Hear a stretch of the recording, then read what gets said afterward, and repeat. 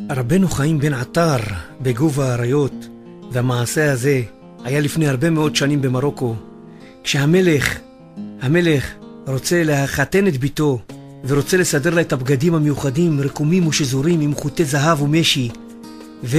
ורבנו חיים בן עטר היה ידוע באומנות הנפלאה שהוא יודע את הרקמה המיוחדת, הוא יודע להכין את השמלות המיוחדות, והיה עובד בעבודה זו רק שהוא צריך פרנסה. איך היה אומר? רק שהפרוטה קלטה מכיסי אעבוד בעבודה זו, וכל עוד שיש לי במה לחיות ולהתקיים, אני יושב ולומד את התורה הקדושה. והנה, כשנשמע למלך שרבנו חיים בן עטר הוא האומן המיוחד שידע לעשות את העבודה המיוחדת, הוא מיד אמר, לכו ותקראו לחיים בן עטר. והנה באים כל אנשי המלך אליו הביתה ואומרים לו, המלך קורא לך, הוא רוצה שתבוא ותכין את העבודה המיוחדת, אתה זה שתכין את הסמלה היפה ביותר של ביתו של המלך.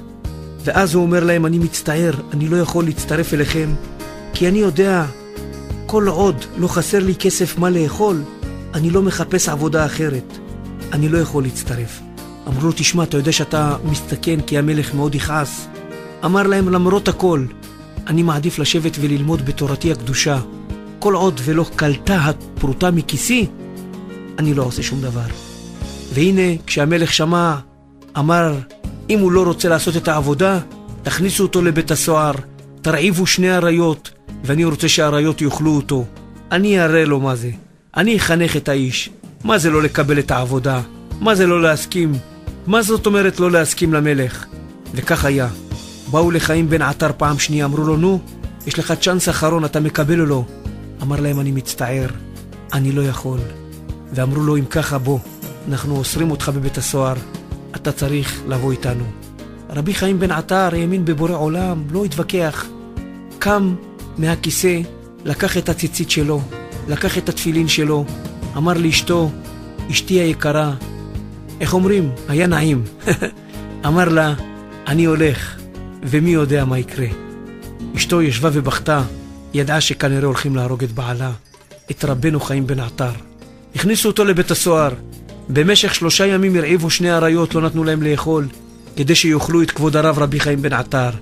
אחרי 3 ימים הכניסו אותו לתוך הכלוב הגדול, ושחררו את האריות שיכנסו ויאכלו אותו. שימו לב, וזה דבר מרגש. רבי חיים בן עטר התעטף לו בציצית, הניח את התפילין, פתח את הסידור היחיד שהיה לו, ישב ולמד. האריות נכנסו כשהם רעבים, מתחילים עם הקול המאיים שלהם, התחילו להפגין את השיניים החדות, את השיניים הרעבות, אבל רק הסתובבו סביבו מבלי לגוע בו. הסתובבו סביבו ולא עשו שום דבר. כשכל אנשי המלך, כל הסוהרים, דוחפים כידונים מבעד לסורגים, מנסים לדקור אותם כדי שיתנפלו כבר על רבי חיים בן עטר.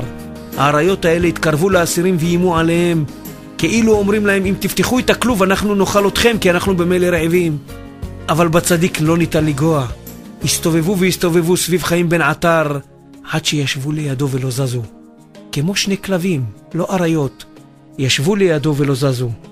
רבי חיים בן עטר עטוף בציצית, עטוף לו ויושב ולומד את התורה, יושב ולומד את התהילים שלו, והאריות לא יכולים לגוע. הם רצו מהר למלך ואמרו לו, כבוד המלך, אדם קדוש מאוד נמצא בכלא, אסור לגוע בו, אפילו האריות לא יכולים לגוע, מצב חמור מאוד. המלך מסקרנות בא וראה בעצמו, בעיניו, ראה את האריות יושבים כמו כלבים, לא זזים. המלך ראה, התפעל, התרגש, ונתן הוראה להחזיר את האריות לכלוב שלהם ולתת להם אוכל שלהם. שחרר את רבי חיים בן עטר, אמר לו, במה הסוד שלך טמון, שאפילו האריות פחדו ממך? אמר לו, תורתי הקדושה לבורא. הרי אם אני אמרתי לבורא עולם, כל עוד לא חסר לי פרוטה במה לאכול, אני לא יעשה עבודה אחרת, למה כבוד המלך מכריח אותי?